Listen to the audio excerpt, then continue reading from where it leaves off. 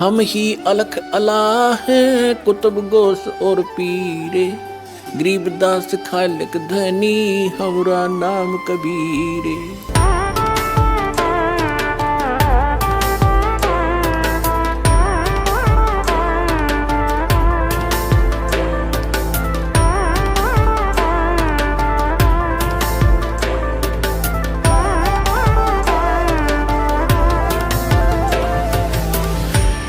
परम पिता परमात्मा पूर्ण ब्रह्म सारी सृष्टि के रचनहार कुल मालिक कबीर देव कबीर साहेब कबीर परमेश्वर जी की असीम रजा से आप सभी पुण्यात्माएं सत्संग श्रवण करने के लिए उपस्थित हुए। जिस प्राणी का बहुत ही पुण्य उदय हो जाता है उसको मानव शरीर प्राप्त होता है। मानव शरीर प्राप्त प्राणी के अंदर जो परमात्मा प्राप्ति की इच्छा प्रबल होती है वो विशेष पुण्यकर्मी प्राणी होते हैं। उनमें से आप एक हैं जो परमात्मा की विशेष आत्माएं हैं जिनको सत्संग सुनने का समय उपलब्ध हुआ। ये 5 दिवसीय सत्संग आज समापन होने जा रहा है। ये किस उपलक्ष्य में है पहले भी बताया था, आज भी नए श्रद्धालु आते हैं उनको जानकारी देते हैं। ये वो शुभ दिन है कि इस दिन परमेश्वर कबीर जी परम अक्षर ब्रह्म सर्वशक्तिमान सर्वसृष्टि रचनहार अपनी प्यारी आत्माओं को यथार्थ ज्ञान प्रदान करने के लिए और सत भक्ति बताने के लिए अपने परम धाम से सतलोक से चलकर आए थे। वो प्रत्येक युग में ऐसी लीला करते हैं। हमारे पवित्र चारों वेद इसके साक्षी हैं। ऋग्वेद मंडल नंबर 9 सूक्त 1 मंत्र 8 और 9 में,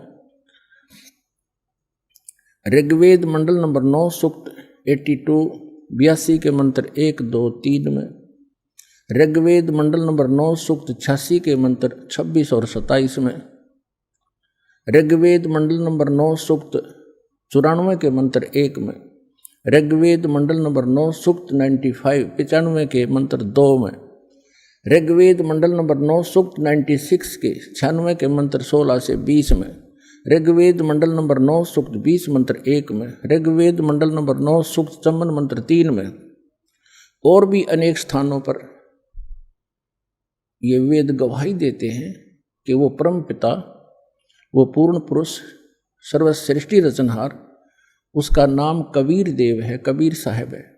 वो सतलोक में रहता है, अविनाशी स्थान पर रहता है, शाश्वत स्थान में रहते हैं। वहाँ से वो स्वयं चलकर आते हैं सशरीर 3 प्रकार से शरीर धारण करके। वो हम सबका धारण पोषण करते हैं 3 स्थिति में। एक स्थिति में परमात्मा वहाँ सिंहासन पर विराजमान रहते तख्त पर एक बहुत बड़े गुंबज में। वहाँ उनके शरीर का प्रकाश बहुत अत्यधिक है। एक रोमकूप में करोड़ सूर्य मिला दे, करोड़ चंद्रमा, तो भी फीकी रोशनी रहे उन दोनों के मिले जुले प्रकाश की। अन्य रूप धारण करके परमात्मा प्रत्येक युग में एक शिशु रूप धारण करके आते हैं। उसी अपनी लीला अनुसार परमात्मा सन 1398 संवत 1455 ज्येष्ठ सुदी पूर्णमासी, जो आज ये शुभ दिन हम मना रहे हैं, इस दिन वो परमात्मा यहाँ आए थे और उस परमेश्वर ने हमारे लिए एक विशेष उपहार दिया, ये सत्य ज्ञान और सत्य साधना, जिसको प्राप्त करके हम अपने उस स्थान पर चले जाएंगे जिसके विषय में श्रीमद् भगवद गीता अध्याय नंबर 15 के श्लोक नंबर 4 में कहा है। गीता ज्ञान दाता कहता है कि तत्वदर्शी संत की प्राप्ति के उपरांत परमेश्वर के उस परम पद की खोज करनी चाहिए, जहां जाने के बाद साधक फिर कभी लौटकर संसार में नहीं आते। गीता ज्ञानदाता अपने विषय में कहता है गीता अध्याय नंबर 2 के श्लोक नंबर 12 में, गीता अध्याय नंबर 4 के श्लोक 5 और 9 में, गीता अध्याय नंबर 10 के श्लोक नंबर 2 में कि अर्जुन तेरे और मेरे बहुत जन्म हो चुके हैं, आगे भी होते रहेंगे, ना तू अविनाशी है ना मैं अविनाशी हूं। इसलिए उसने कहा 18वें अध्याय के 62वें श्लोक में कि अर्जुन तू सर्वभाव से उस परम अक्षर ब्रह्म की, उस परमेश्वर की शरण में जा जो गीता ज्ञानदाता से अन्य है। उसकी कृपा से तू परम शांति को और सनातन परम धाम को प्राप्त होगा, जहाँ जाने के बाद फिर कभी लौटकर संसार में जन्म मरण के चक्कर में नहीं आते। तो वो परमात्मा वो ज्ञान बताने के लिए स्वयं आए थे, सतलोक से चलकर आए थे, एक शिशु रूप धारण करके भारत की पवित्र धरती, पवित्र शहर काशी के अंदर एक लहर तारा तालाब शहर से लगभग 4 किलोमीटर की दूरी पर था, आज भी विद्यमान है वो। उसमें विकसित कमल के फूल के ऊपर आकर एक शिशु रूप धारण करके परमात्मा विराजमान हुए थे। एक नीरू नीमा नाम के जुलाहा थे, उनके इसी जन्म की थोड़ी सी हिस्ट्री सुनाते हैं। वो पहले ब्राह्मण थे, गौरी शंकर और सरस्वती उनका नाम था। वो दोनों भगवान शिव के परम भक्त थे, बहुत निस्वार्थ भाव से कथा किया करते थे, किसी भी जनता को भ्रमित नहीं करते थे। जो भी दीक्षिणा उनको प्राप्त होती थी उससे अपना निर्वाह करते थे। दीक्षा से प्राप्त शेष बचे धन को भंडारा कर दिया करते थे, संग्रह संचन नहीं करते थे। इस बात से मुसलमान बहुत अक्षुब्ध हुए।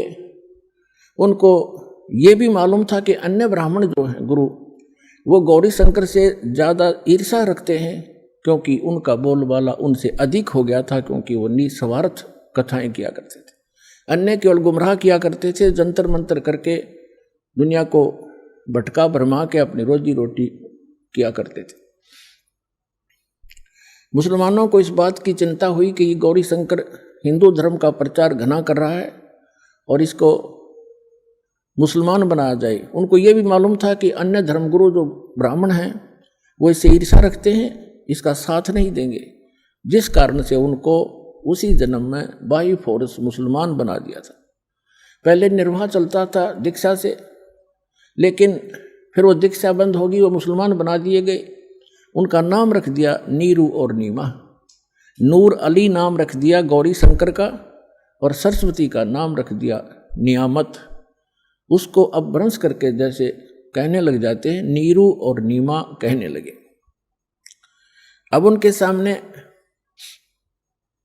दो समस्याएं खड़ी हुई, एक तो निर्वाह की, दूसरी गंगा स्नान मुसलमान नहीं कर सकते थे उस पंचगंगा घाट पर, जिस कारण से गौरी शंकर सरस्वती ने अपने निर्वाह के लिए, तो नीरू और नीमा ने अपने निर्वाह के लिए जुल्हाए का कार्य शुरू कर दिया। उसमें कोई पैसा नहीं लगता था, 3-4 डंडे गाड़ लिए जाते हैं, खड्डी बना ली जाती है, उसमें वो परमात्मा के जो मुंह बोले माता पिता हुए वो अपना निर्वाह करने लगे। अब उनके सामने दूसरी समस्या ये थी कि वो गंगा में स्नान नहीं कर सकते थे, और प्रतिदिन स्नान करके अपनी नित्य क्रिया करना उनका एक स्वभाव बन गया था। भले ही वो मुसलमान बन गए थे, भले ही नमाज भी करने लग गए थे, लेकिन भगवान शंकर की श्रद्धा उनके हृदय से गई नहीं थी। अब वो प्रतिदिन स्नान करने के लिए लहर तारा नामक तालाब पर जाया करते थे। ब्रह्म मुहूर्त में प्रतिदिन स्नान करके आते थे। और लहर तारा तालाब कैसे बना था?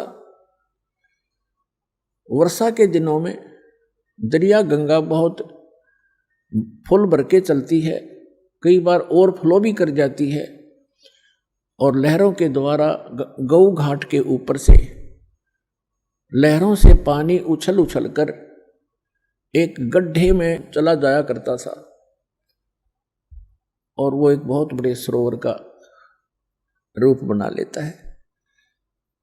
उसके अंदर कमल के फूल विकसित हो जाते हैं और गंगा का जल निर्मल रहता है, वो खराब होता नहीं। तो नीरू नीमा प्रतिदिन स्नान करने जाया करते थे।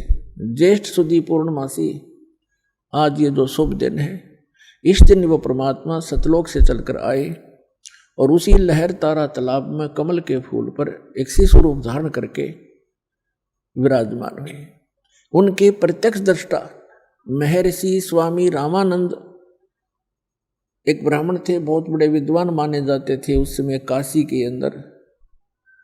वेदों, गीता और पुराणों के मर्मज्ञ ज्ञाता कहलाते थे।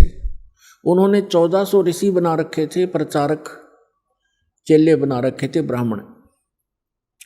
और स्वामी रामानंद जी ब्राह्मण के अतिरिक्त अन्य किसी को दीक्षा नहीं देते थे, शिष्य नहीं बनाते थे। उनमें से जो ब्राह्मण ऋषि थे 1400, उनमें से एक थे अष्टानंद नाम के, अष्टानंद ऋषि। वो भी प्रतिदिन स्नान करने के लिए उस लहर तारा तालाब पर जाया करते थे। वहाँ आसपास बहुत बड़ा घना जंगल था। सुबह सुबह शांत वातावरण में कुछ देर वहाँ बैठकर अपने गुरुदेव द्वारा बताई साधना को किया करते थे। उस दिन वो वहाँ पहुँचे हुए थे, अष्टानंद जी वहाँ बैठे हुए थे। आकाश से एक प्रकाश का गोला सा आया। अष्टानंद जी ने देखा कि ये आसमान से इतना तेज प्रकाश कैसे आ रहा है। कुछ ही अक्षण के अंदर वो गोला बहुत निकट आ गया और स्वामी अष्टानंद जी, ऋषि अष्टानंद जी की आंखें उस तेज को सहन नहीं कर सकी, आंखें बंद हो गई। जैसे हम कभी कभी सूर्य की तरफ देख लेते हैं तो हमारी आंखें ज़्यादा समय तक नहीं देख पाती, तुरंत बंद हो जाती हैं, हमने साइड में करनी पड़ती है, नीचे को करनी पड़ती है। और जब हम आंखें बंद करते हैं या वैसे साइड में दूसरी तरफ कर लेते हैं तो सूर्य का प्रकाश रहित आकार दिखाई देता है, वो गोला सा। इसी प्रकार जब अष्टानंद जी ने उस प्रकाश को देखा, उसकी आंखें नहीं देख पाई, आंखें बंद हो गई। तो क्या देखा कि प्रकाश रहित आकार दिखाई दिया शिशु का। कुछ देर के बाद उसने आंखें खोली तो क्या देखा कि वो प्रकाश लहर तारा तालाब के एक कोने में सिमट गया। ये सुबह सुबह की घटना थी। ब्रह्म मुहूर्त था। ब्रह्म मुहूर्त होता है सूर्य उदय होने से लगभग 1.5 घंटा पहले। उस समय अंधेरा अच्छा होता है और उस समय का अंधेरा कुछ ही समय के बाद जल्दी जाता है, रोशनी प्रकाश शीघ्र ही हो जाता है। तो अष्टानंद जी उस समय बैठे थे। फिर उसने देखा, उसने विचार किया अष्टानंद जी ने कि आज मैंने ये क्या दृश्य देखा, ये मेरी कोई आंखों की भ्रांति है या कोई सचमुच कोई ये वस्तु थी। इसके विषय में उसने सोचा कि हो सकता है मेरी कोई भक्ति की उपलब्धि हुई हो। उसके लिए शंका समाधान के लिए वो तो उठकर चल पड़े। वो तो उठकर चल दिए, स्वामी रामानंद जी के पास गए और उनसे सब आंखों देखा विवरण बताया कि हे स्वामी जी, हे गुरुवर, आज आपके बालक ने ऐसे बहुत तेज प्रकाश देखा, ऊपर से आ रहा था बहुत स्पीड से, जैसे तारा सा टूटा करता है। और जो ही वो निकट आया मैंने देखा तो मेरी आंखें बंद हो गई, सहन नहीं कर सकी उस तेज को। आंखें बंद हुई तो मैंने क्या देखा गुरुवर कि एक शिशु रूप दिखाई दिया। दोबारा मैंने आंखें खोली तो सामने क्या देखा कि वो प्रकाश उस लहर तारा तालाब के एक कोने में सिमट गया। फिर मुझे कुछ दिखाई नहीं दिया अंधेरे में। ये मेरी कोई भक्ति की उपलब्धि है या कोई मेरी भ्रमना है, भ्रांति है? इसका समाधान कीजिए। स्वामी रामानंद जी ने कहा कि बेटा, ऐसे जो लक्षण होते हैं वो ऊपर के लोकों से अवतार गण आते हैं और वो यहाँ किसी माँ के गर्भ में प्रवेश करेगा। कोई ऊपर से अच्छी आत्मा देव आए हैं और वो यहाँ किसी माता के बहन के गर्भ में रहेगा और फिर यहाँ आके अपनी जीवन लीला करेगा। अब जैसा भी स्वामी रामानंद जी को ज्ञान था उसने अपने शिष्य का समाधान कर दिया। इनको इतना ही मालूम है कि इनके भगवान श्री राम, श्री कृष्ण और भी जितने ये 9-24 अवतार बताते हैं, सभी माँ से ही जन्म लेकर के उन्होंने यहाँ लीलाएं की। इनको उस अजन्मा भगवान की जानकारी नहीं है। इसलिए अपने शिष्य का जैसा शंका का समाधान वो कर सकते थे कर दिया। अष्टानंद जी संतुष्ट हुए। उधर से क्या था कि नीरू नीमा बहुत वर्षों विवाह को हो चुके थे, उनका संतान नहीं थी, और जिस बहन को संतान ना हो उसको केवल एक ही वस्तु की डिमांड रहती है, वो कहीं जा ले जाए। क्योंकि हमारे समाज का कुछ ऐसा ढांचा बिगड़ गया, ऐसी परंपरा बिगड़ गई, ऐसा एक हमारे अंदर ये ऐसा समा गई लोकलाज कि जिस बहन को पुत्र ना हो वो सहन नहीं कर सकती कि लोग उसे बांझ कहें, चाहे परमात्मा की रजा से ही उसको बच्चे ना हो रहे हो। तो काफी वर्ष बीत गए थे, और लगभग 60 वर्ष के आयु होगी थी नीरू और नीमा की, उनका संतान नहीं थी। और ऐसे ही कोई आकर के टोक देता है, कोई रिश्तेदार, कोई अड़ोस पड़ोस का, और घर आके चर्चा कर देता है कि आपको कोई संतान नहीं है, एक बालक तो चाहिए था। अब वो ना चाहते हुए भी अगर थोड़ी बहुत भूल गिरे तो इस तरह की कोई न कोई इंजेक्शन युग काल लगवा ही देता है। ऐसे उसकी कोई रिश्तेदार आई, नीमा की कोई जान पहचान की बहन, उसने सारी रात यह चर्चा रखी, एक बालक तो भगवान ने देना चाहिए था, और आप जैसे अच्छी आत्मा और बिना बालक के जिसका संतान नहीं है उसको तो कोई सुबह सुबह देख कर भी मुंह मोड़ लेता है। ये हमारे धर्म गुरुओं की कमी रही है कि उन्होंने ऐसा भ्रम जाल फैला दिया कि जिसका संतान नहीं है वो आदमी, वो व्यक्ति मनहूस है। और पुण्यात्मा इस तत्व ज्ञान के आधार से परमात्मा कहते हैं जो सत भक्ति करते हैं, जो भगवान की भक्ति करते हैं, संतान है या नहीं है, वो दोनों ही उच्च हैं। और उनमें से जिसको संतान नहीं है वो परमात्मा की विशेष कृपा पात्र है, जो भक्ति कर रहे हैं।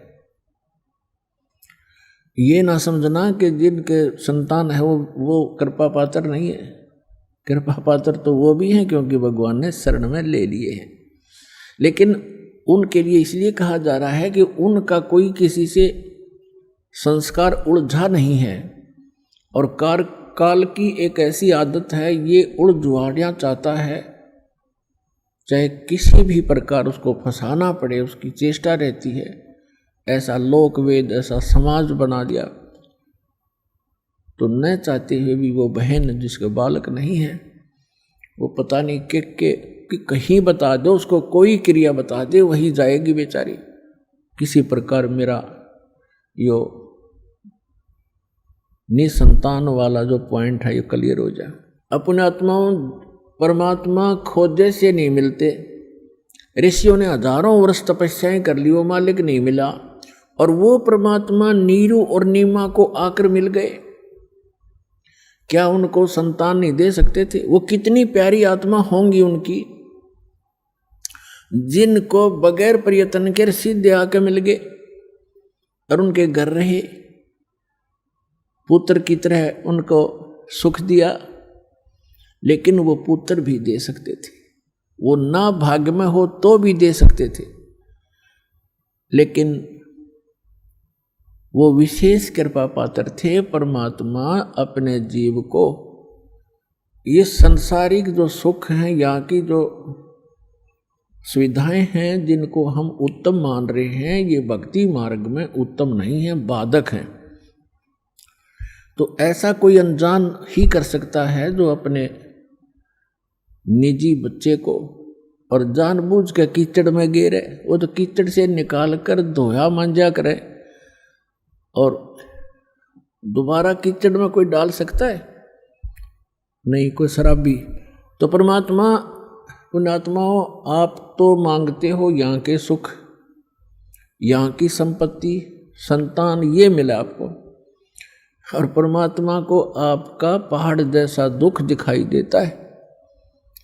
यदि आप जी अब मोक्ष प्राप्त नहीं कर सके ना जाने कितने जन्मों में ये कष्ट आपको फिर सामने खड़े दिखाई देंगे।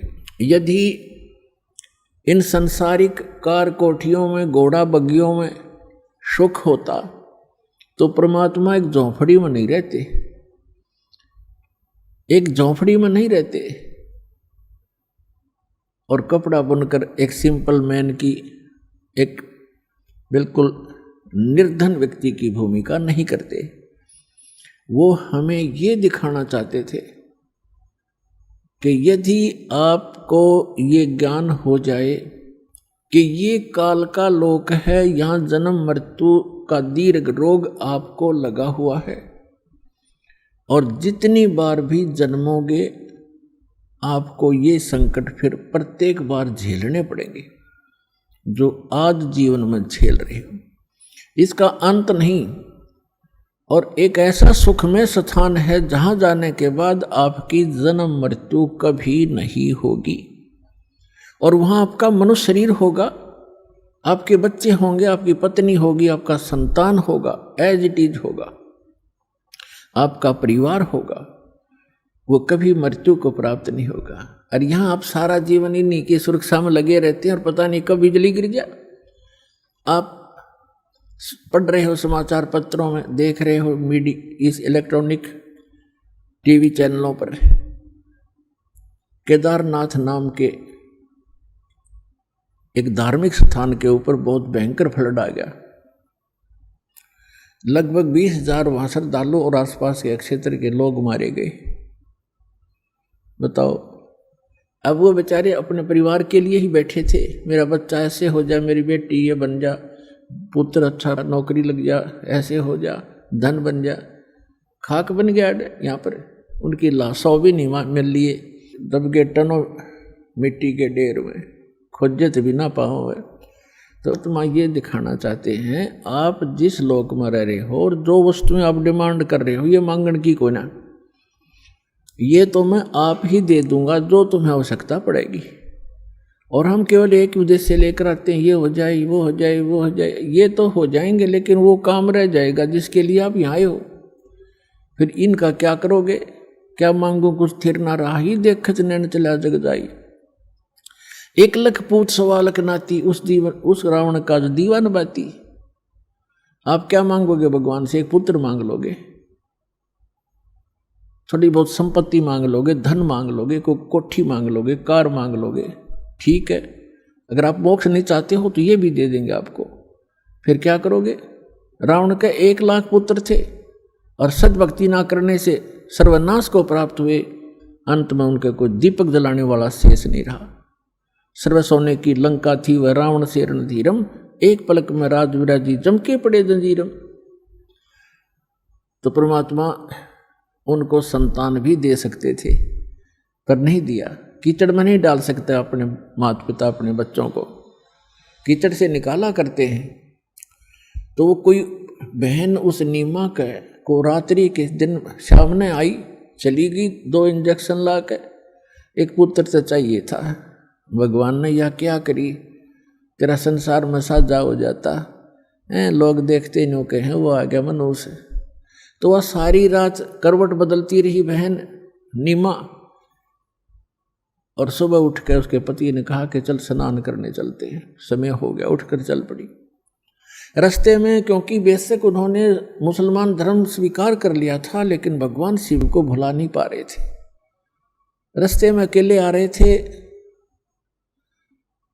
नीमा फूट फूट कर रो रही थी कि हे भगवान शंकर, हे देव, हे महादेव, मुझ दासी को भी ये खिलौना दे देते, मेरा भी संसार में मुंह ऊपर को करके जीने का साधन बन जाता। अब मेरा जीना दुभर हो गया मालिक, आप क्या नहीं कर सकते? हमारी भूल को माफ करो, हम तो मूर्ख हैं, तुच्छ हैं, गलती बनी होगी भगवान। एक लाल दे देते, एक बच्चा दे देते, हमारा भी जीवन सुखी हो जाता। रोने लगी बुरी तरह, क्योंकि उस इंजेक्शन ताजे ताजे लगा रखे थे, वह लगा की थी सामने कोई बावड़ी सी।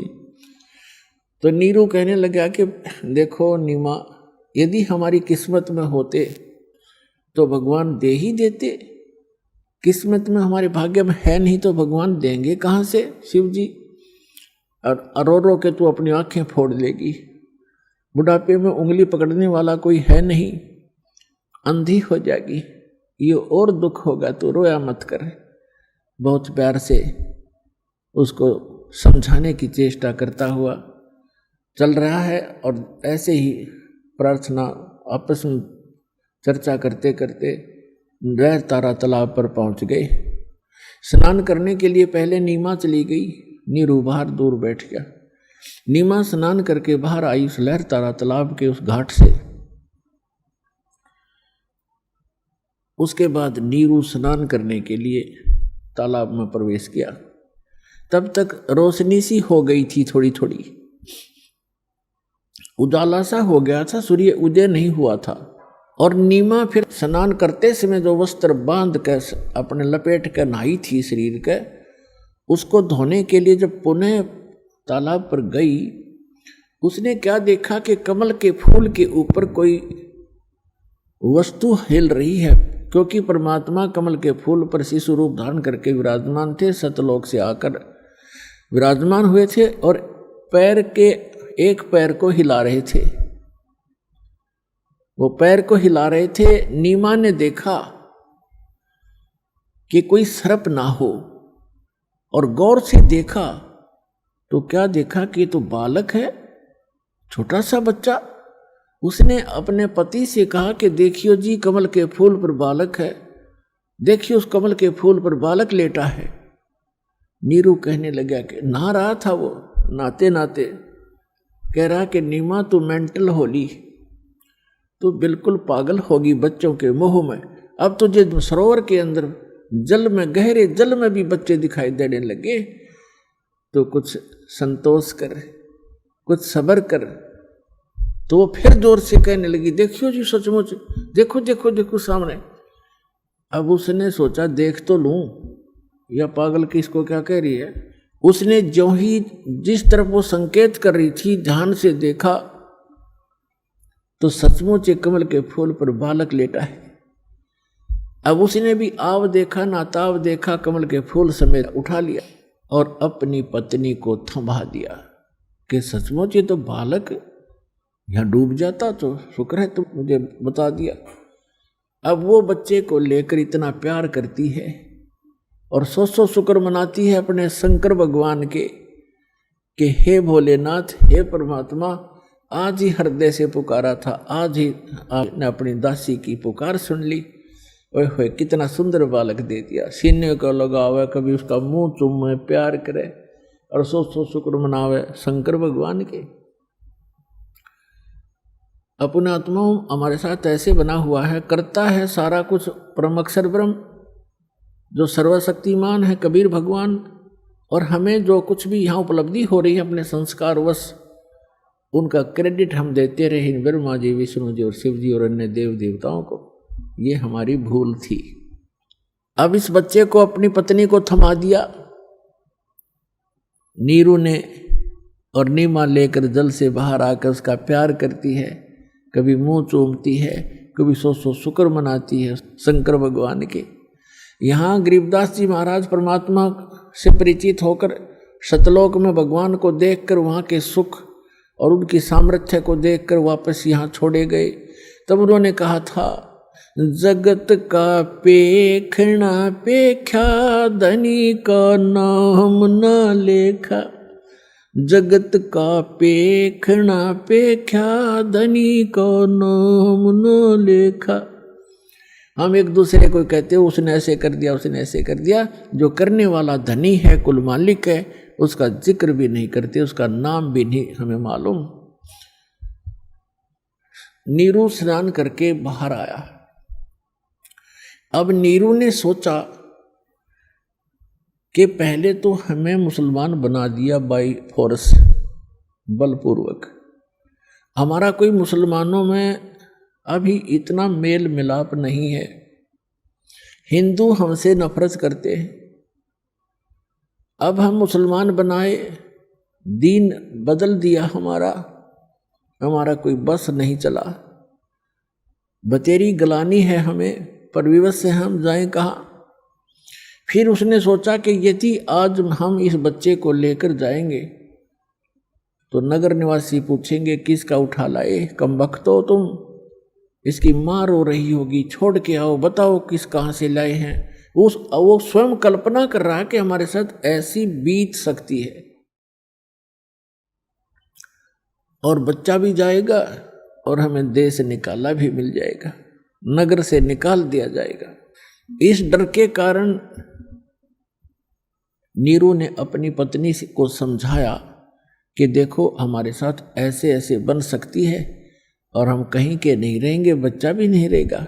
तो उसकी पत्नी कहती है कि जी मुझे नहीं मालूम इस बालक ने मेरे ऊपर क्या जादू कर दिया, अब मैं इसके बिना प्राण त्याग दूंगी, मैं रह नहीं सकती,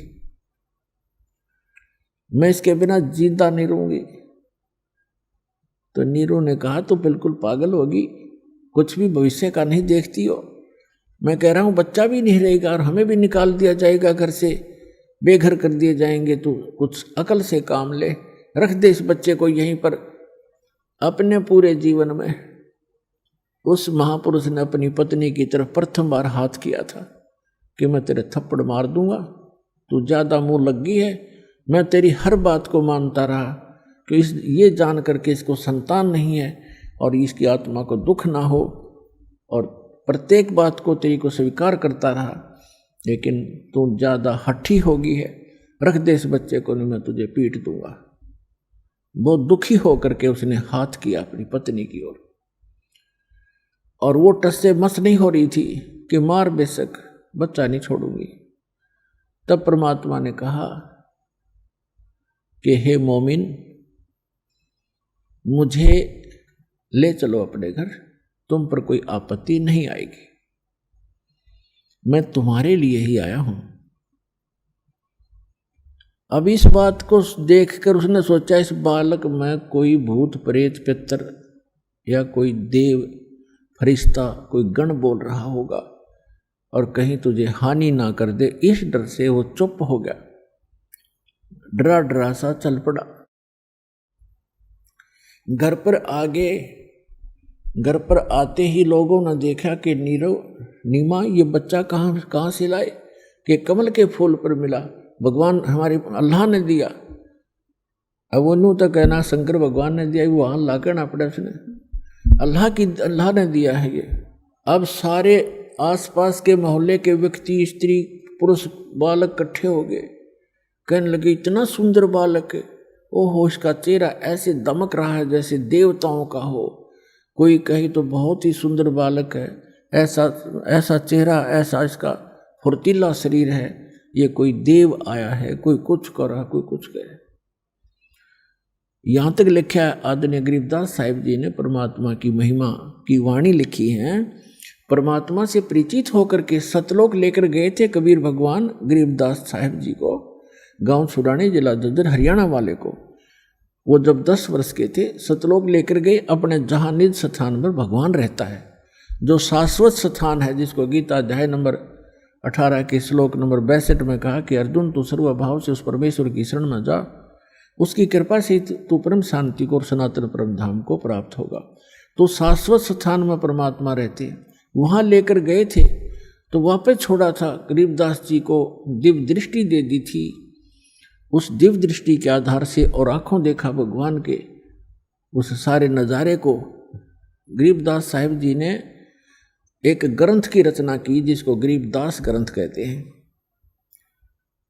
जैसे तुलसीदास जी ने लाखों वर्ष पहले घटी घटना रामायण को अपने शब्दों में लिपिबद्ध कर दिया, चौपाइयाँ अपने हिसाब से बना दी, और कथा यथार्थ है।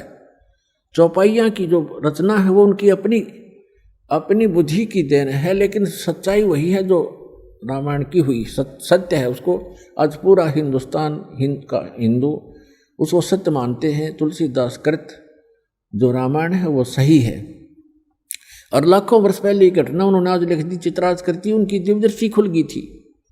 उस दिव्य दृष्टि के खुल जाने के बाद लाखों वर्ष पुरानी सब घटनाएं चित्रार्थ हो जाती है, क्योंकि हम जो भी क्रिया कर रहे हैं ये ज्यों की त्यों फिल्म बन जाती है। जैसे आजकल इंटरनेट बना हुआ है तो कोई भी वस्तु डाल दी उसमें सदा बनी रहेगी जब तक डिलीट ना की जाएगी। ये तो एक कच्चा सिस्टम है उस परमात्मा के ओरिजिनल सिस्टम के सामने। तो परमात्मा की ये समझ लो सारी एक यूट्यूब है और ये सारा कुछ ब्रह्मांड उसका इंटरनेट है, इसमें सदा रहती है एज इट इज। उनको कभी भी जिसकी दृष्टि खुल जाती है वो देख सकता है सब चित्र जैसा जैसा जो फिल्म देख लो, फिल्म में जैसा ही कभी देख लो उसको वो एज इट इज चलेगी, वो सब घटनाएं सेम होंगी, ऐसे हो जाता है। तो गरीबदास जी की जो दिव्य दृष्टि थी वह तुलसीदास जी से कहीं कई गुना श्रेष्ठ थी, ज्यादा क्षमा वाली थी, ज्यादा क्षमता वाली थी। तो गरीबदास जी ने ऐसे ही अपने भगवान कबीर परमेश्वर की महिमा लाखों वर्ष पहले जहां जहां पहले वो कभी प्रकट हुए वो सारा, और काशी के अंदर जो लीला की वो सारी, वो तो फिल्म है कभी देख लो। तो गरीबदास जी की यूट्यूब चालू हो गई थी, उसमें उन्होंने देखा और वर्णन किया अपनी भाषा में। तो क्या बताया, तो उन्होंने अब गरीबदास साहिब जी की अमरवाणी से आपको थोड़ा सा एक झलक दिखाएंगे, उसको सुनाएंगे आपको वाणी। क्या बताते हैं कि जब वहां आए, परमात्मा को लेकर आए, चाहे आसपास के लोग इकट्ठे हो गए, यहां तक काशी के राजा तो थे वो भी देखने आए कि इतना सुंदर बालक है, भगवान कमाल हो गया। तो उस समय की एक वाणी सुनाते हैं आपको। जगर मगर काया कर ये दमक पद्म अनंत, गगन मंडल से उतरे सतगुरु पुरुष कबीर, नाम लिए बंद टूटे हैं और टूटे जम जंजीर, 84 बंधन कटे वो कीनी कल्प कबीर, भवन चतुर्दश लोक सब ये टूटे जम जंजीर, अनंत कोट ब्रह्मांड में वो बंदी छोड़ कहाए, सतगुरु पुरुष कबीर हैं वो जननी जने नमाए। कि ये परमात्मा अनंत कोट ब्रह्मांड में ये बंदी छोड़ कहाए। बंदी छोड़ कौन होते हैं? अमर करूं सतलोक पठाऊं तात बंदी छोड़ कहाऊं, बंदी छोड़ हमारा नामम अजर अमर है अस्थिर ठामम। अमर करूं, यहाँ आपको ऐसी भक्ति शक्ति दूंगा, आपको अमर कर दूंगा, आप मृत्यु के उपरांत वहाँ चले जाओगे जहाँ जाने के बाद साधक फिर लौटकर कभी संसार में नहीं आते, और वहाँ आपका संसार होगा, आपका परिवार होगा। और जिस परिवार को पुण्यात्माओं वैसे का आपने यह बात ना अच्छी लगे, लेकिन सत्य कड़वी होती है, पर उसको सहन करके उसके ऊपर यदि अमल कर लिया जाए तो विष से अमृत बन जाता है, वो कड़वी से मीठी बन जाती। जो उस परिवार आपका है ये आपका नहीं है। आप एक दूसरे के पिछले पूर्व जन्म के संस्कारों से या बेटा बेटी पुत्र पुत्री पति पत्नी जैसे भी रिश्तेदारी बनी है, ये एक लेवा एक देवा दूतम। जैसे सुखदेव ऋषि ने अपने पिता व्यास जी से कहा था, गर्भ से निकलकर चलते चलते गर्भ से बाहर आते ही अपनी माँ के गर्भ से 12 वर्ष की आयु में 12 वर्ष तक माँ के गर्भ में रहा था। बाहर आते 12 वर्ष का रूप जितनी आई हाइट बन गई उसकी एकदम, और उठ के चल पड़ा। व्यास जी ने यह कहा था कि आप बेटा मुझे दर्शन दे दे, 12 वर्ष तेरी इंतजार करी, बालक होगा बालक होगा। तो उसने कहा था कि ऋषि जी ना जाने कितनी बार तू मेरा बाप बन लिया, ना जाने कितनी बार मैं तेरा बाप बन लिया। ये तो बुरा झंझट है। अब क्या मुझे इस बीमारी ने इस रोग को कटवाने दे, मैं देखूं नहीं आपके और आप में मेरी ममता बन जा, मैं नहीं देखूंगा। और कहा एक लेवा एक देवा दूतम, कोई किसी का पिता नहीं पुतम, रण संबंध जुड़ा एक ठाठा, अंश में सब 12 बाट। आज आपकी मृत्यु होगी वृद्ध होकर, आप मनमाना नाइजीरिया में जन्म ले लोगे, फिर पुत्र की मृत्यु होगी वो मनमाना अफ्रीका में जन्म ले, क्योंकि संस्कारवश जन्म लेगा, आगे थोड़े इकट्ठे हो सकते हो। और ये जो साधना आपको बताई जाती है सत्य भक्ति, इससे आप पूरे परिवार जो आज दीक्षा ले लेगा, क्योंकि ममता तो आपकी इनमें रहेगी थोड़ी बहुत, लेकिन आप में एक आस्था और प्रबल हो जाएगी इस ज्ञान के आधार से कि हम वहाँ जाएंगे सतलोक में, और इनको हमने भक्ति पर लगा दिया, ये भी वहीं आ जाएंगे अपना समय पूरा करके, तो हम फिर वहीं ऐसे इकट्ठे हो जाएंगे, क्योंकि ये सत्य है और ये ज्ञान आपके हृदय में समाया रहेगा। इनमें अगर आस्था भी रहेगी तो आप यहाँ रहना नहीं चाहोगे। उसको आस्था का अर्थ होता है उसके अंदर वापस आकर यही इनके पास रहने की आस्था अगर आपकी रहेगी तो फिर पार नहीं हो सकोगे। इस ज्ञान के आधार से आज आपके हृदय में ये समा जाएगा कि ये लोग ठीक नहीं है, हे भगवान फिर जन्म ना देना, हे परमात्मा हमारा भी जन्म फिर ना देना। और हमारे संबंध में जो आए हैं बच्चे, कोई किसी भी नाते रिश्ते में है, पिता है, पुत्र है, पुत्री है, पत्नी है, दादी है, माँ है, तो इनको भी आपकी ही अर्ज होगी, कभी होगी तो ये भी वहीं आ जाए और वहीं फिर हम सदा रहेंगे। यहाँ तो आज मर गए और फिर मन माने यहीं आस्था होगी तो फिर यहाँ जन्म ले लोगे। ये जन्म मरण का रोग ऐसे कटेगा जो अब दास उतारा। तो कहने का भाव ये है कि आप एक दूसरे के साथ यहाँ परिवार बना है, ये एक ऋण है, एक दूसरे का कोई लेना देना है। तो वो भी इंसान अच्छा नहीं होता जो लेन देन ठीक से ना करे। आपको ये पता लग गया कि ये इनका हमें आपस में कुछ लेना देना है, इसलिए हमारे साथ हैं, तो वो इंसान भी निकम्मा होता है जो अपने लेन देन को ठीक से ना सुलझावे, वो भी अच्छा नागरिक नहीं होता। तो आपने एक अच्छे भगत भी बने रहना है, और जो भी जिस रूप में आपको पुत्र या पिता, पुत्री या माता, बहन मिला है, उन सब को वो एक रोल, एक अच्छे पात्र की तरह आपने सुपात्र की तरह उसको वो भी निभाना है, तभी आप सफल होगे। तो कहने का भाव दो दास आपको बताना चाहता है कि अमर करूं सतलोक पठाऊं, ताते बंदी छोड़ कहाऊं। अमर करूं और सतलोक भेज दूंगा, स्पेशल साथ जाकर ना काल जाने दे है। अमर करूं सतलोक पठाऊं, अर्थात बंदी छोड़ कहाऊं। बंदी छोड़ हमारा नामम, अजर अमर है अस्थिर ठामम। ठाम मन स्थान, अजर अमर है वो लोक, कभी नाश में नहीं आता, वो सतलोक कहलाता। सत्य माने अविनाशी, शाश्वत, सदा रहने वाला स्थान, वहाँ ले जाऊंगा तुम्हें, वहाँ छोड़ दूंगा।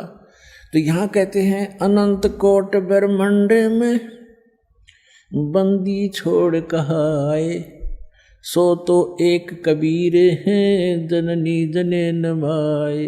वो किसी माँ से पैदा नहीं हुए। शब्द स्वरूप साहेब धनी, शब्द सिंध सब माही, बाहर भीतर रम रहा, जहाँ तहाँ सब ठाई। अब जैसे सूर्य एक स्थान पर रहते हुए भी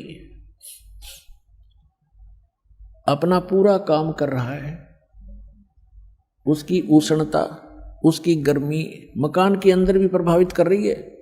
तो इसी प्रकार परमात्मा की शक्ति सब जगह व्यापक है, और परमात्मा सतलोक में रहो और चाहे यहाँ आ जाओ, वो तो वहीं से अपना सारा संचालन, सब कार्य, सब ब्रह्मांडों का बैलेंस वही बनाए रखता है। तो यहाँ आए भगवान, जल थल पृथ्वी गगन में, बाहर भीतर एक, ये पूर्ण ब्रह्म कबीर हैं, अवगत पुरुष अलेख। सेवक हो के उतरे इस पृथ्वी के माही, जीव उदाहरण जगत गुरु, बार बार बलि जाही। सेवक हो के उतरे, एक दास बन के आए यहाँ पर, कबीर दास। कबीर दास एक सिंपल मैन की भूमिका की मालिक ने। सेवक होके उतरे, उतरे माने सशरीर आए। ये नियम है परमात्मा, सशरीर आता सशरीर चला जाता है, अच्छी आत्माओं को मिलते हैं। सेवक होके उतरे इस पृथ्वी के माही, जीव उदाहरण जगत गुरु बार बार बलि जाहु। जीव उदाहरण, जीव का उद्धार करने के लिए यहां उतरे। अभी आपको बताया था इन पवित्र वेदों में, ऋग्वेद के विषय में जो आपको सभी मंत्र और मंडल और सूक्त बताए, इनमें ये प्रमाण है कि वो परमात्मा ऊपर रहता है। एक तेजो में लोक है, 100 प्रकाशित पृथ्वी है वो सतलोक। उसके 3 पोर्शन हैं, 3 विभाग हैं। जैसे एक तो दिल्ली का बाहरी क्षेत्र जिसमें गांव हैं, नगर, विलेज है। एक फिर उसका शहर दूसरी स्थिति में, दूसरा पोर्शन बाजार है। और तीसरा वो पार्लियामेंट हाउस और प्रधानमंत्री का घर, रेजिडेंस, राष्ट्रपति भवन, ये तीसरा स्थान समझ लो। तो वो परमात्मा ऐसे सतलोक के तीसरे स्थान पर विराजमान है और वहां से गति करके आता है, अच्छी आत्माओं को मिलते हैं, एक कवियों की तरह आचरण करते हैं। ये वेदों में प्रमाण आपको बहुत बार दिखाया है। और अपने मुख कमल से वो वाणी बोल बोल के लोकोक्तियों के माध्यम से विचार व्यक्त करते हैं, दोहों के माध्यम से, शब्दावलियों के माध्यम से। और जिस कारण से वो एक प्रसिद्ध कवियों में से एक कवि भी कहलाते हैं, लेकिन वो होते हैं परमात्मा। और वो तीसरे सौरभ भवनों ऊपरी तिष्ठति, सब भवनों के ऊपर, भवन के सब लोकों के ऊपर के लोक में बैठा है भगवान। वहां से गति करके आता है, अच्छी आत्माओं को मिलता है। जो दृढ़ भक्त होते हैं उनको उपदेश देता है, तत्व ज्ञान समझाता है।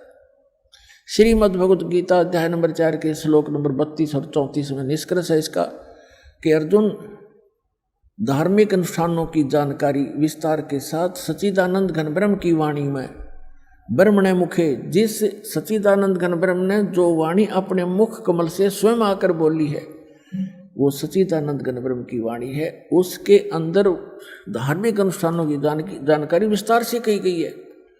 और उसको जानकर फिर तो सब पापों से मुक्त हो जाएगा। वो तत्व ज्ञान है, वो खुद बोलता है भगवान।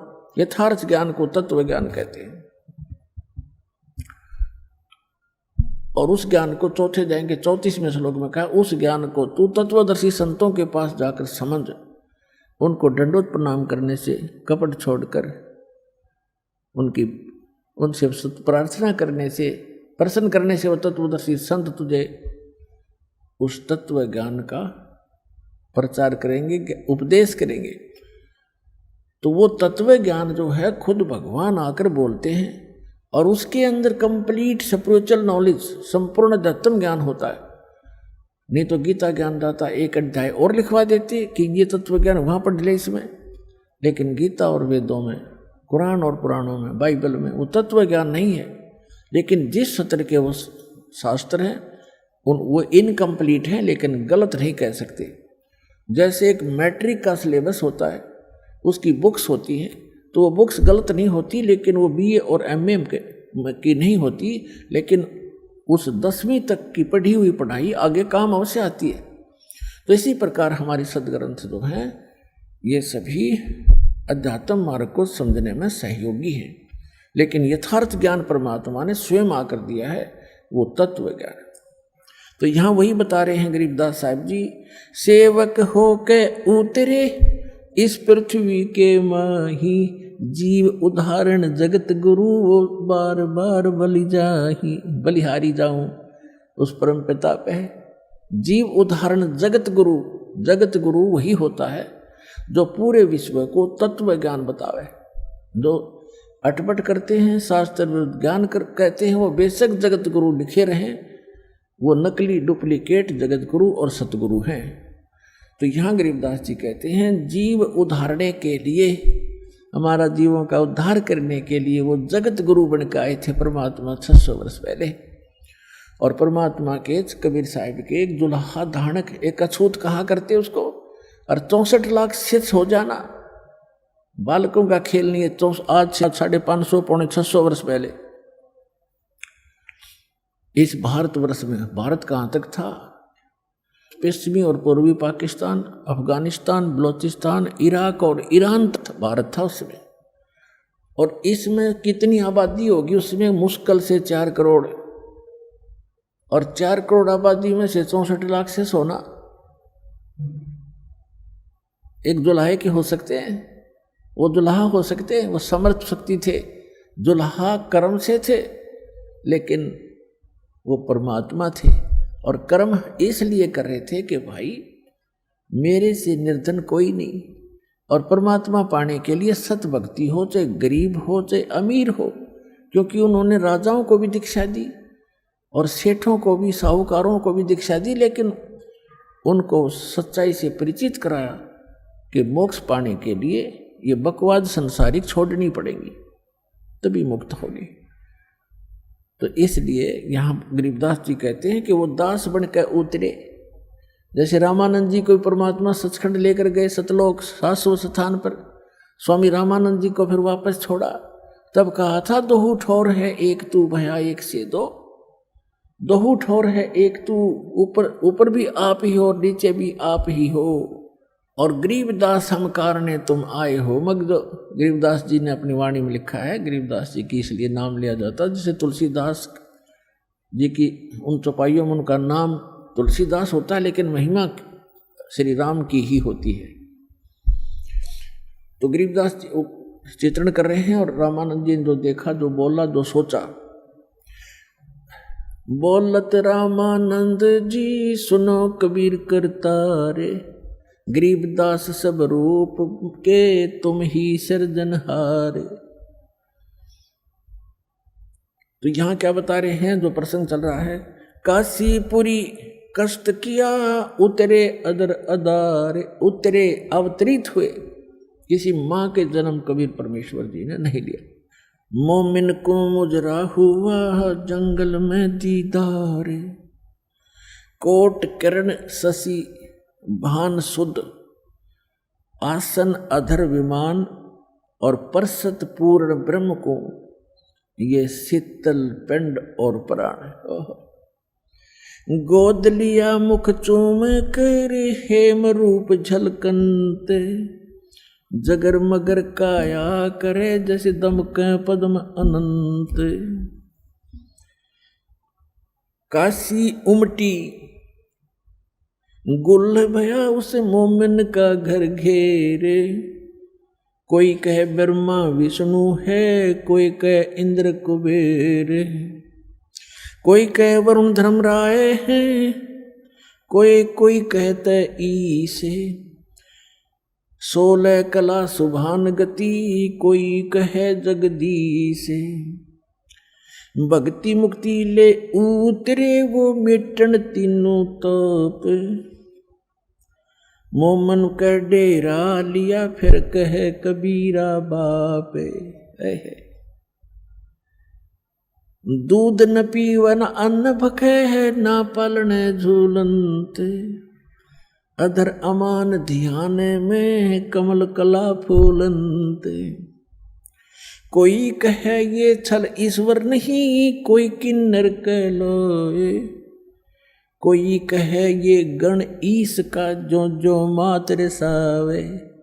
अब जो भी आके देखे, कोई अपनी अपनी सोच से लड़के की महिमा बता रहा है।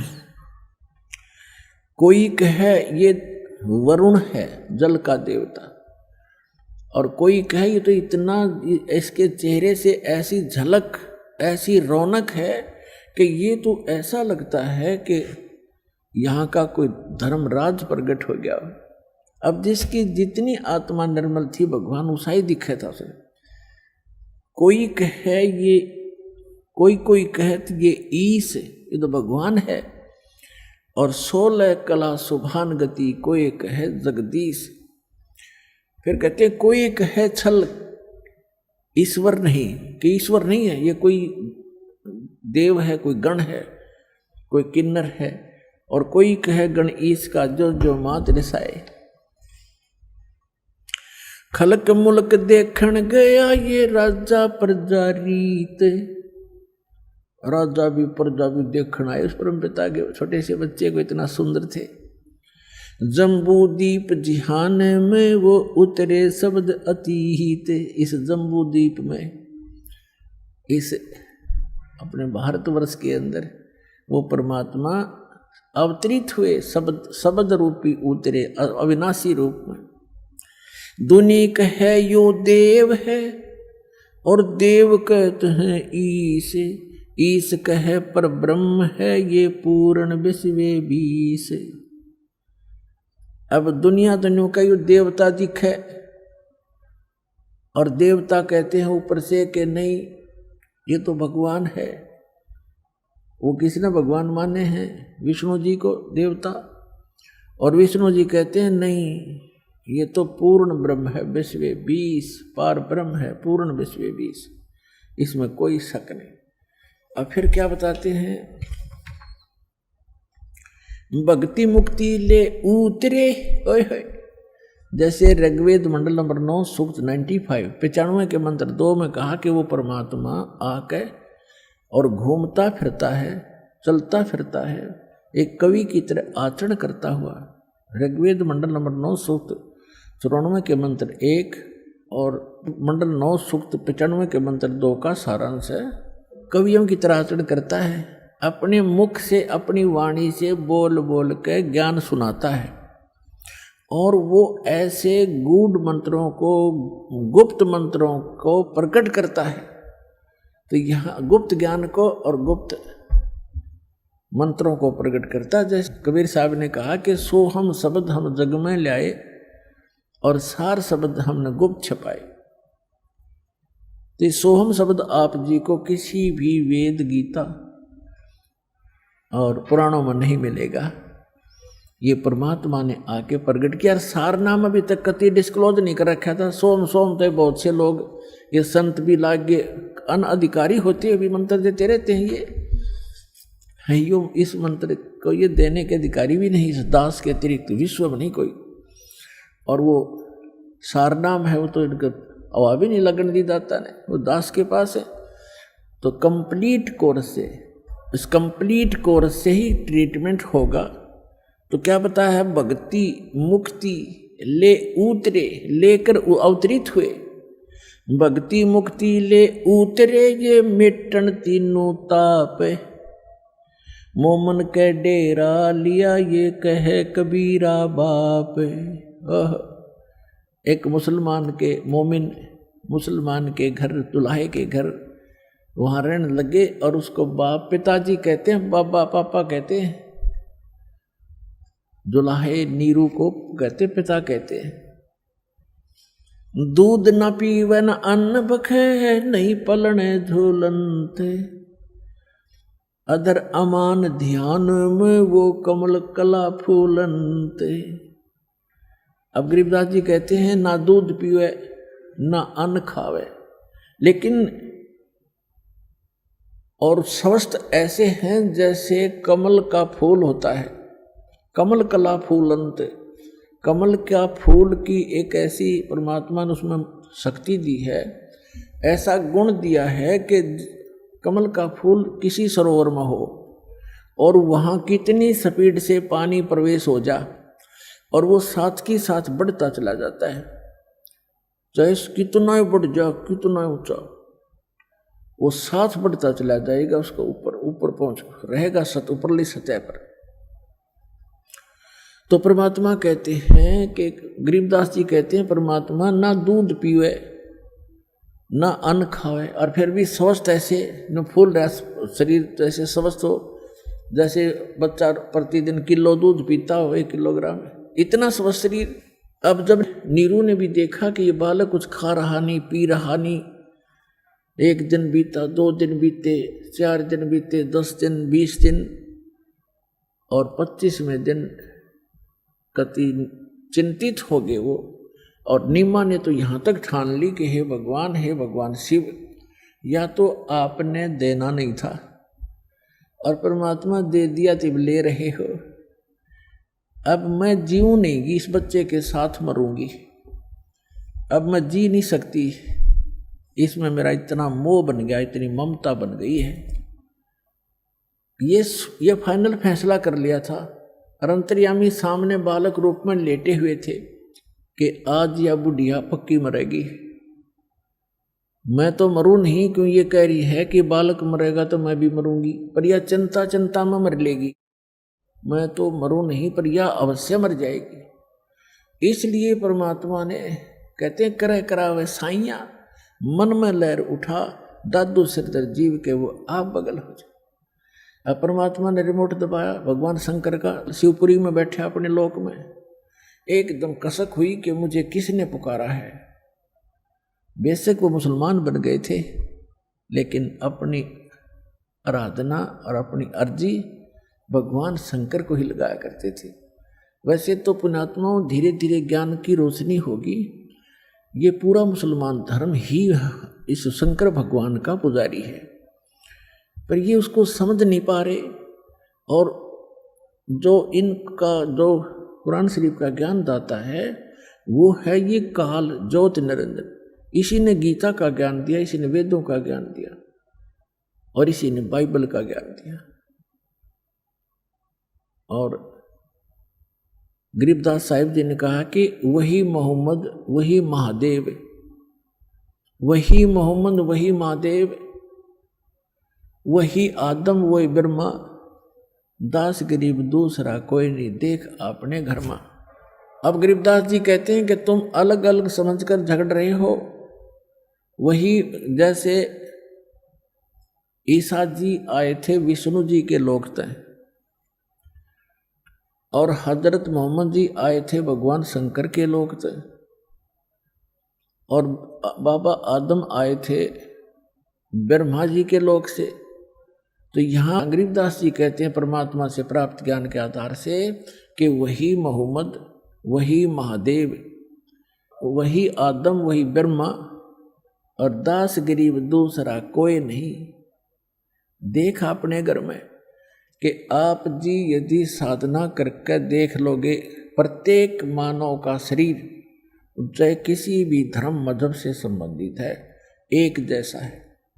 उसके अंदर कमल भी एक जैसे हमारे रीढ़ की हड्डी है, जो जिसको बैकबोन बोलते हैं, पीछे की जो हड्डी है बैकबोन पिछले की, इसके अंदर की साइड में जैसे बहुत ऐसा स्थान है जिस पर छोटी छोटी सी ऐसे नाभि कमल, नीचे मूल कमल, गुदा से 2 उंगल ऊपर अंदर की तरफ, और उससे 2 उंगल ऊपर लगभग स्वाद कमल है ब्रह्मा जी। जिस मूल कमल में गणेश जी का निवास है, यानी गणेश जी का चैनल समझ लो कि गणेश जी के लोक में जो भी क्रियाएं हो रही हैं आप इस अपने मूल कमल में देख सकते हो। जब आपका कनेक्शन जुड़ जाएगा, सारी डैश डैश लग जाएंगी, ये दास लगा देगा सारी, और फिर आपके वो चैनल चालू हो जाएंगे। ये तो एक टीवी है शरीर, इसके अंदर चैनल हैं, और जौन सा भी चैनल आप ऑन करोगे, चलाना चाहोगे तो वही चलेगा। तो इस प्रकार इसके अंदर सब चैनल हैं। फिर नाभि चैनल है, नाभि कमल, मूल कमल है वो गणेश जी के लोक में जो कुछ भी हो रहा है मूल कमल पर देखा जा सकता है उस। और फिर ब्रह्मा कमल है, स्वाद चक्र है जिसमें ब्रह्मा जी का अधिपत्य है। ये ब्रह्मा जी के लोक में जो क्रियाएं हो रही हैं इस चैनल्स के माध्यम से दिखाई देती है, मूल इसे स्वाद चक्र बोलने से। फिर नाभि चक्र है, नाभि कमल चक्र, कमल दल, नाभि कमल, उसके अंदर विष्णु जी के लोक में जो हो रही है क्रियाएं, उसका जब ऑन हो जाएगा, इस मंत्रों से हो जाएगा। जो मंत्र हम आपको देते हैं, प्रथम मंत्र, इसमें बीच के जो 5 नाम हैं, इनसे आपके 5 कमल ऑन हो जाएंगे। लेकिन इन कमलों को देखने की आवश्यकता नहीं है आपको, आप यही मार खा जाते हो कि वो हमारे कमल दिख जाए तो बहुत अच्छा है, कमलों को देखें, उनको देखें।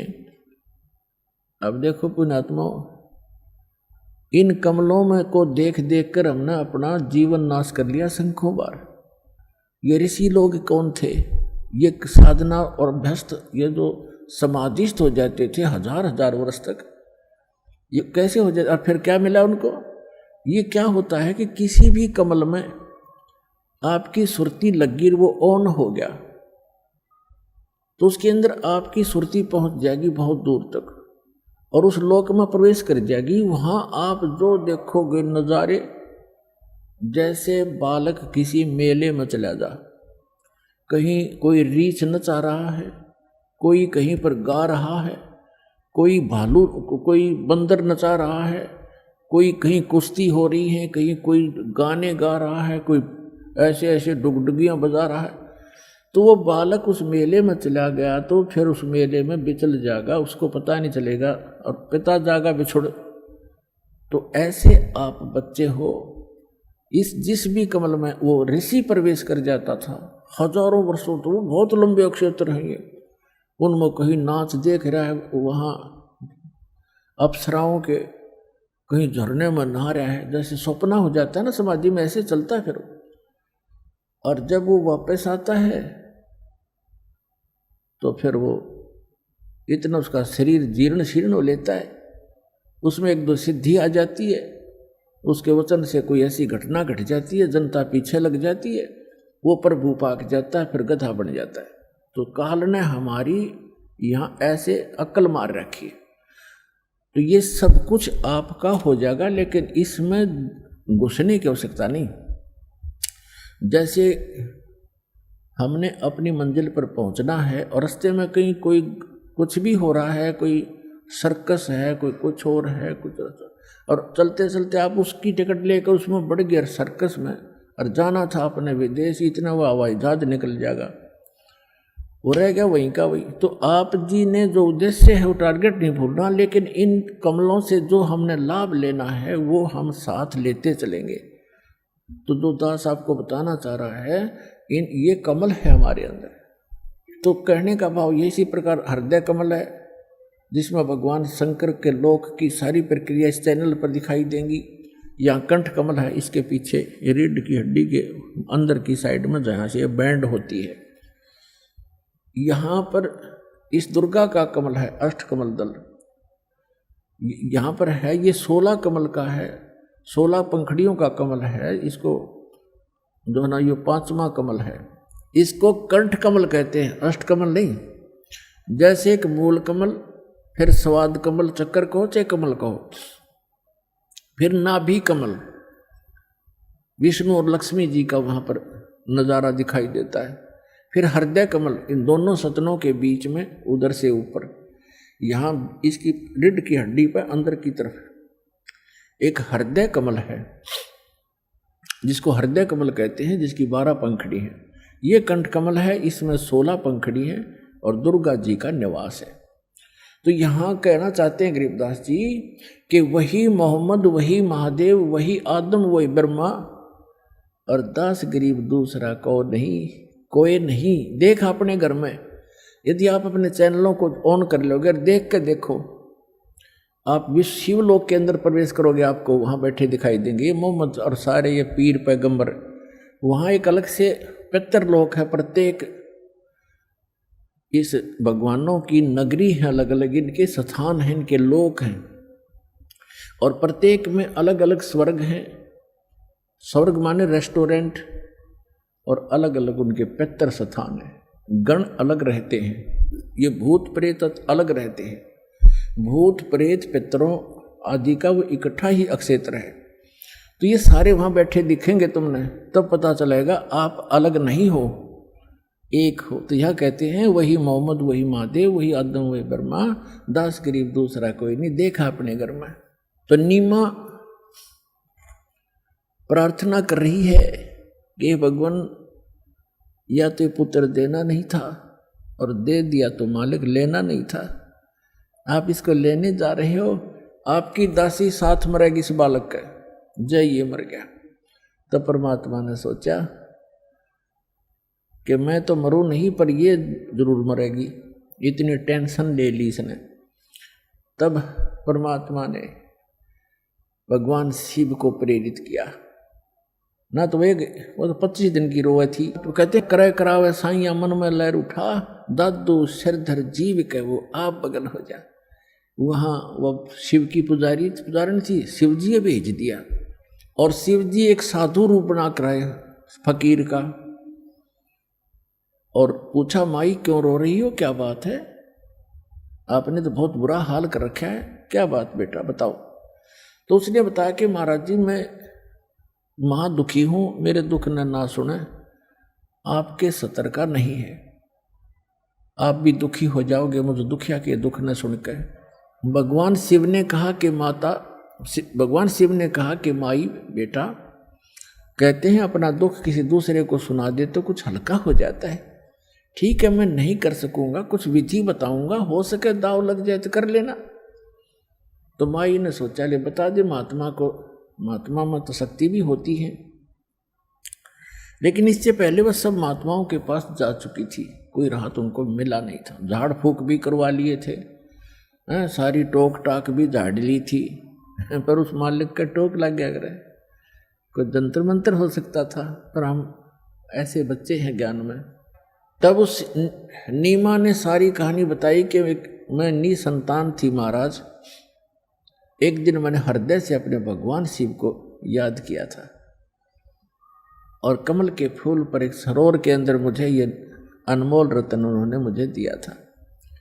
और अब ये 25 दिन का हो गया, इस ना भोजन खाता है ना दूध पीता है, अब ये मृत्यु को प्राप्त होने वाला है। और परमात्मा ऐसे स्वस्थ जैसे कमल कला फूलंत, कमल की तरह फूल रहे हैं, फल फूल रहे, बड़े शरीर स्वस्थ हो रहा है, मैच्योर से हो रहे हैं, जैसे नवजात शिशु से थोड़ा बड़ा शरीर हो गया लेटे लेटे का। तो कहते हैं परमात्मा स्वस्थ है, फिर भी वो सोच रही है कि ये मरेगा, क्यों खाता है नहीं तो मरेगा बच्चा। और कहा महाराज जी साथ में मरूंगी, मैं जी नहीं सकती, यूं कह के फूट फूट कर रोने लगी। तब शिवजी की तरफ शिवजी ने कहा कि माई तेरा पुत्र दिखा कहाँ है। वह लाई उठा के और सोचा महाराज के चरणों में डाल दूं, महात्मा आशीर्वाद दे देंगे, मेरा बालक जीवित हो जाएगा, स्वस्थ रहेगा, ये खा पी लेगा कुछ। तो जो ही भगवान शिव के रूप साधु रूप में खड़े भगवान शिव के चरणों में बच्चे को डालना चाहा, वो बच्चा वहां से आकाश में उड़ा और भगवान शिव के सिर के पैरेलल हवा में खड़े हो गए अपने आप। और शिव जी देख रहे हैं। अब माई ने सोचा, नीमा ने सोचा इस महात्मा में बड़ी करामात है, मेरे पुत्र को हवा में उठा दिया। फिर भी नंबर शिव जी के बनन लग रहे हैं। अब भगवान शिव ने ऐसे हाथ किया, परमात्मा उसकी गोदी में आ गए भगवान शिव के साधु रूप में। और फिर परमात्मा की और भगवान शिव की, दोनों भगवानों की नजर में नजर मिली। तब शंकर भगवान ने प्रणाम किया कि तो कोई अदब शक्ति है। कहते हैं 7 गरीबदास जी ने लिखा है कि 7 बार उनकी आपस में वार्ता हुई, माई नहीं समझ सकी। अब भगवान ने कहा, नवजात शिशु के रूप धारी बालक, उस बाल भगवान कबीर साहब ने कहा कि शिव जी इस माई से कह दो एक कुंवारी गाय मंगवा ले और उस पर आप अपना आशीर्वाद दे देना, वह दूध दिया करेगी। कहते करे करावे साइया मन में लहर उठा, दादू सिर धर जीव के आप बगल हो जा। अपनी महिमा नहीं चाहते परमात्मा, माई कन्यो हो जाएगी। अक्साधु आया था, आशीर्वाद दे दिया और गाय दूध देने लगी। और परमात्मा ये चाहते हैं कि इन मेरी आत्माओं के हृदय में भगवान की आस्था बनी रहे, चाहे वो किसी के माध्यम से बनावे। तभी तो आज तक आप भगवान भगवान करते फिर रहे हो और किसी को राहत मिली नहीं। भले ही साधनाएं गलत थी, लेकिन आप कभी मालिक के चरणों में रहे हैं, जिस कारण से आपको भक्ति से परिपूर्ण कर गए थे। आज तक आपके पुण्य समाप्त नहीं हुए थे। आज से 600 वर्ष पहले परमात्मा आए थे, 64 लाख से हुए थे। उन 64 लाख में से आप हो जो सबसे पहले आओगे। और आपको इतना भक्ति और आशीर्वाद से आपको आपका पोषण कर गए थे आत्मा का, इतना आपके पुण्य संग्रह करवा गए थे कि आप जी के जन्म होते आ रहे मनुष्य के, भले ही आप साधनाएं किसी भी देव देवता की कर रहे थे, उनसे मिलना मिलाना कुछ नहीं था, आपके फल रहे थे पूर्व जन्म के कर्म ही, वो संस्कार मिल रहे थे। लेकिन आस्था भगवान में जुड़ी थी कि मैं इस भगवान की पूजा कर रहा था, मुझे लड़का हो गया, मेरी नौकरी लग गई, जैसे इस दास के साथ था।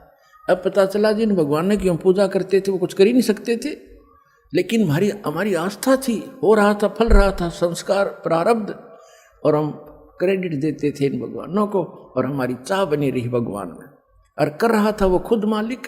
तो उसी समय साधु वेशधारी भगवान शंकर ने कहा कि नीमा तेरा पति कहाँ, बुलाओ।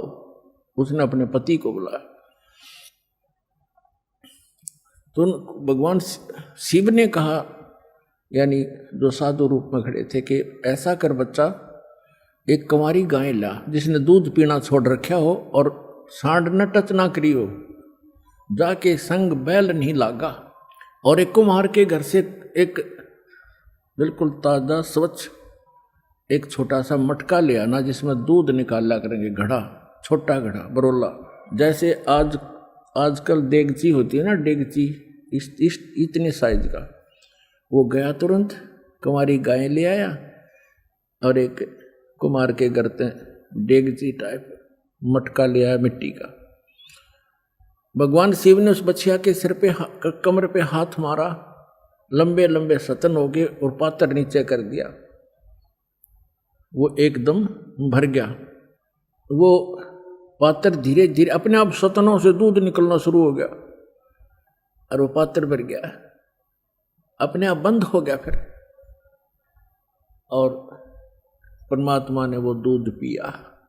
तब उस बुढ़िया के, उस माई को विश्वास हुआ, तब उस माई को विश्वास हुआ कि अभी वो मरे नहीं, और महात्मा के चरण छुए, सो नमस्कार करे, आप तो सचमुच भगवान आ गए।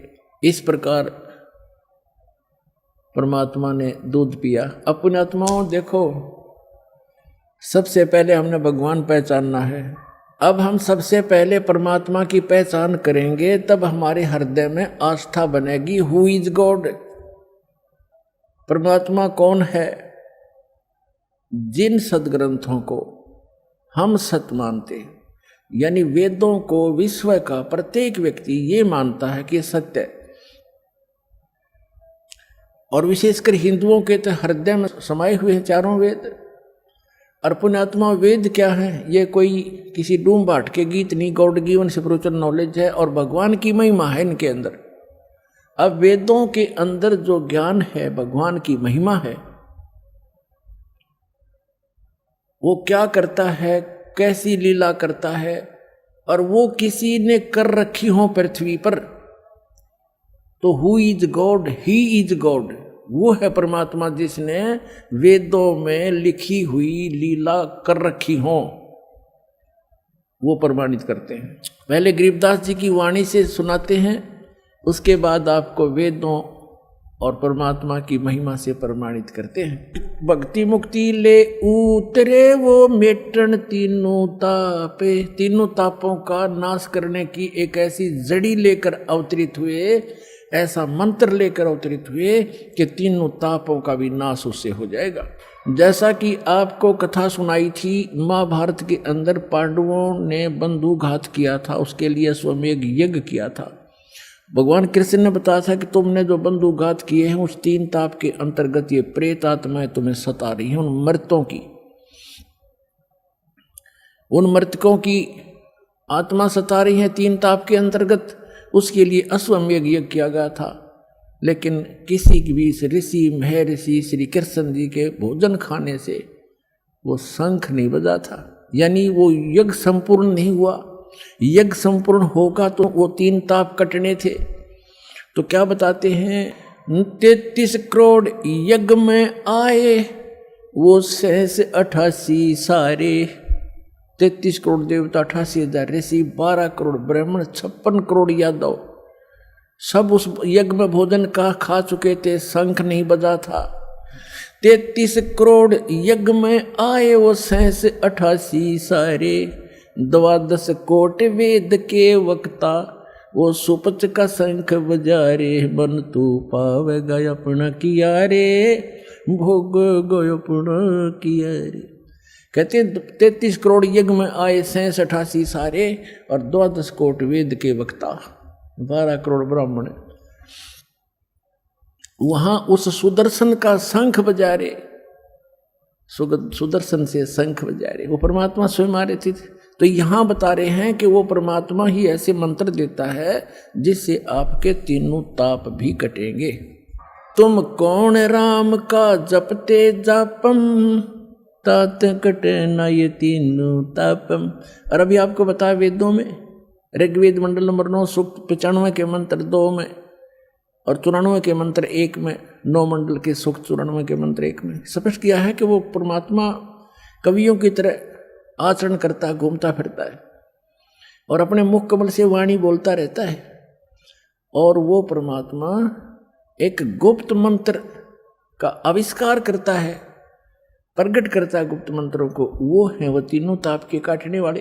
और यही गरीबदास जी कह रहे हैं, वही प्रमाण दे रहे हैं। भक्ति मुक्ति ले उतरे, उतरे माने अवतरित हुए, सह शरीर आए, उतरना, नौका नुआना। भक्ति मुक्ति ले उतरे वो मेटन तीनों ताप, मोमिन के डेरा लिया वो कह कबीरा बाप। उस मुसलमान दुल्हे के घर निवास कर रखा है और एक लीला करते हुए उस नीरू को पिता कहते हैं। दूध न पीवन अन्न बखे, नहीं पलने झूलन थे, अदर अमान ध्यान में वो कमल कला फूलन थे। फिर कहते हैं काजी आए कुरान ले, धर लड़के का नाम, अक्सर अक्सर में फुरा धन कबीर बलि जाऊं मैं। सकल कुरान कबीर हैं, अरब लिखे जो लेखे, काशी के काजी कहें या गई दीन की टेक। फिर वो काजी मुल्ला आगे वे नाम धरेंगे लड़के का। अब वो कुरान शरीफ को खोलते हैं, जैसे अपने यहाँ ब्राह्मण भी ऐसे नामांकन करते हैं, गुरुजन अपना कोई वेद या गीता या पुराण को ऐसे खोलेंगे, प्रथम अक्षर जो आएगा उस पर नाम रख देंगे। ऐसे उन्होंने कुरान शरीफ को खोला, उसमें लड़के का नाम खोजने लगे, उसमें सबसे पहले सूरत फुरकानी वाला कबीरा मिल गया, कबीर। तो उन्होंने सोचा कबीर का अर्थ बड़ा करते हैं ये लोग कि दुल्हे का लड़के को का बड़ा नाम रखना ठीक नहीं, अच्छा नहीं लगता। तो उन्होंने फिर गुस्ताखी करी, दोबारा कुरान शरीफ बंद की, फिर खोला मंत्र बोलकर। तो दूसरी बार पूरे के पूरे उस पृष्ठ पे, दोनों पृष्ठों पे कबीर कबीर कबीर लिखा और कोई लेख नहीं रहा। फिर और पलट कर देखा सारी कुरान को, वो जो पुस्तक वो ले रहे थे वह सारी के अक्षर कबीर कबीर हो गया पूरी में। अगले रख लो के रखोगे। और परमात्मा बोले एक आजियो मेरा नाम कबीर ही रहेगा। अब वो कुरान में कुछ और अक्षर रहे नहीं, वही पटक कर चले गए और कबीर नाम मालिक का प्रसिद्ध हुआ। शिव उतरे शिवपुरी से ये अवगत बदन विनोद, मैं के कमल खुशी भये जब लिया ईस को गोद। परमात्मा को गोदी में ले लिया। शिव उतरे शिवपुरी से, अपने लोक से आए, शिव मंडल से, शिव के धाम से। और मैं के कमल खुशी भये लिया ईस को गोद, कबीर साहब बच्चे को गोद में ले लिया। नजर नजर से मिल गई किया ईस परिणाम में, धन मोमन धन पूर्ण धन काशी बलि जाऊं मैं। अब शंकर भगवान जी खड़े थे साधु रूप में और आशीष दे रहे थे कि हे माई धन है काशी नगरी जिसमें ऐसे महापुरुष का आना हुआ है, धन होगी ये नगरी, इसके ऐसे सारे ग्रह हैं, ऐसे ग्रहों में है, ऐसे इसकी मस्तक की रेखाएं बताती हैं, धन है ये काशी नगरी जहाँ से पुरुष का आगमन हुआ। कहते 7 बार चर्चा करी वो बोले बालक बहने। बालक 25 दिन का बालक बोलता है और 7 बार बोले श्री भगवान शंकर जी से। 7 बार चर्चा करी वो बोले बालक बहने, शिव को कर मस्तक धरा ल्या मोमिन एक धेनु। हे मोमिन, हे मुसलमान, हे बच्चा, जा एक धेनु, एक गाय लिया। अन ब्यावर को दूहत है, दूध दिया तत्काले। कंवारी को दूहत है, दूध दिया तत्काले। पीवे बालक ब्रह्म गति, ता शिव भय दयाल। अपनात्मा इतना समय नहीं, अब परमात्मा की महिमा तो आज शुरू हुई थी, आज ये 5 दिन पूरे हो गए। इतनी महिमा इस परमात्मा की।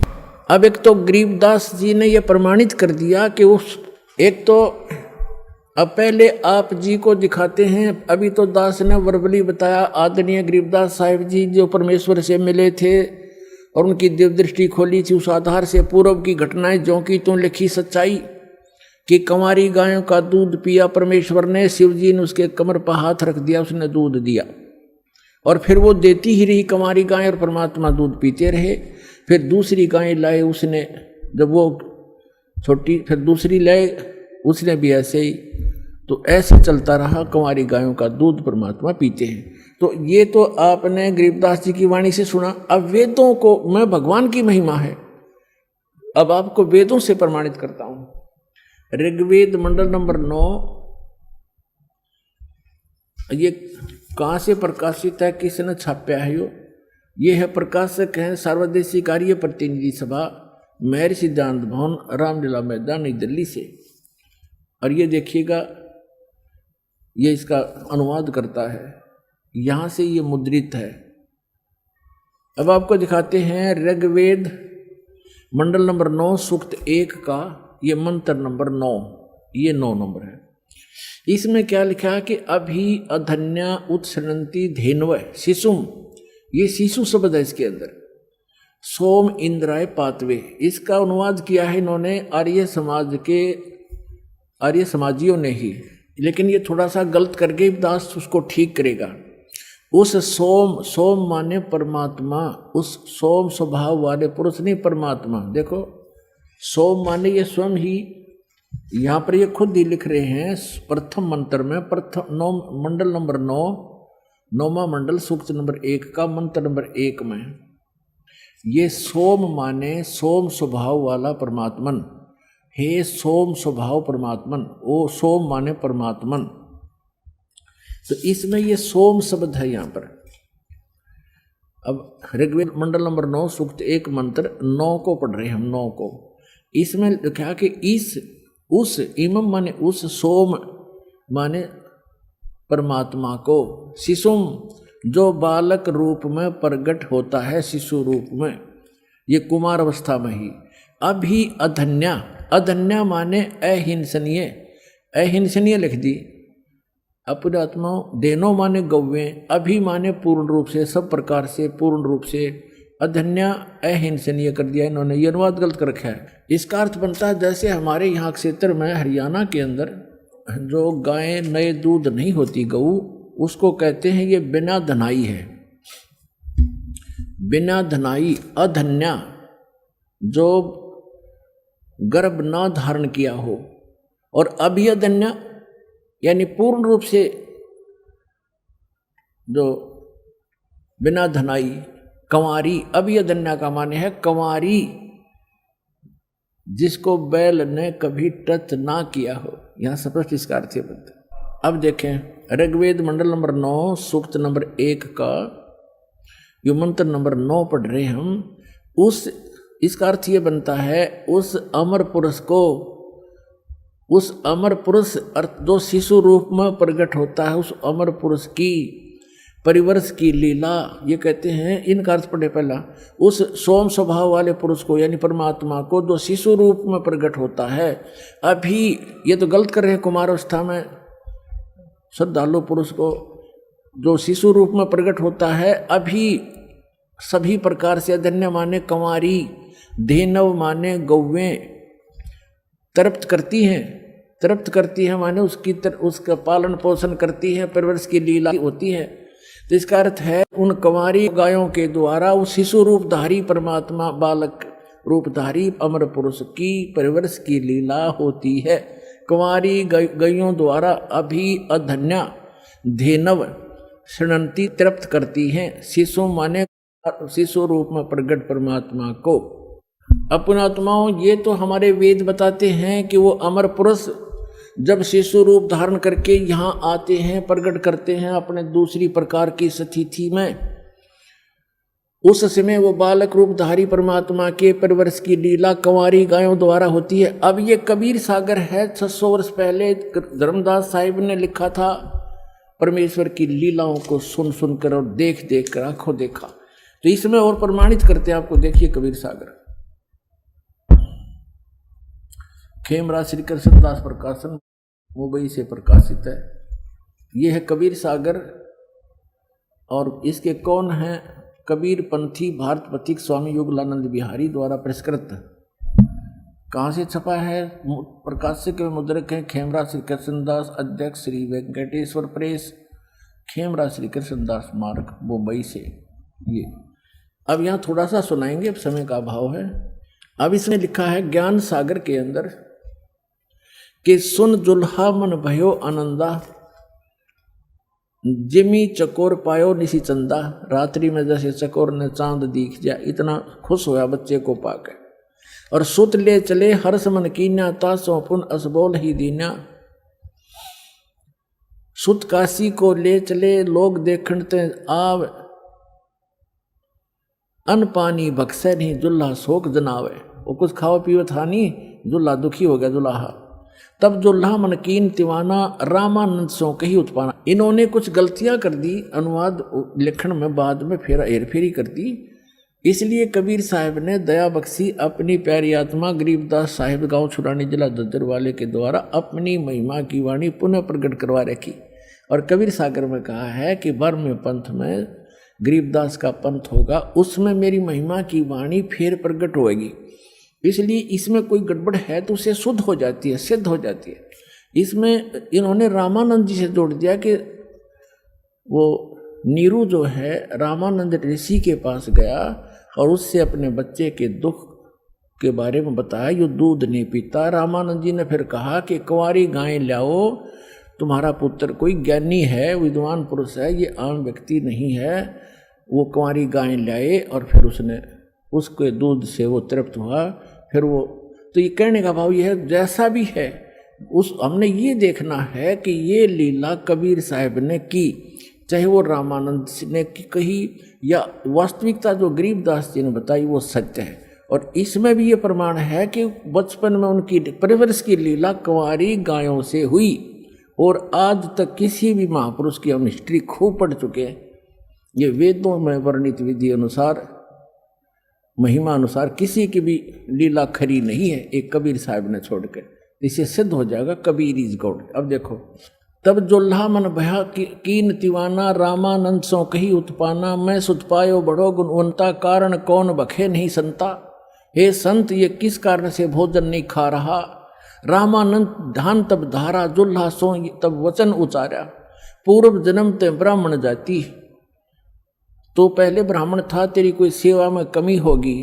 हरि सेवा भूला की नहीं भली भांति, और कुछ तो सेवा हर की चूका, तो कुछ हर की परमात्मा की सेवा में भक्ति में चूक होगी। ताते भयो जुल्हा का रूपा, प्रीति प्रभु गह तोर लीनी। ताते उद्यान में सुत तो दीनी। इसे प्रसन्न हो गया तो इसलिए तुझे वहां जंगल में पुत्र दिया।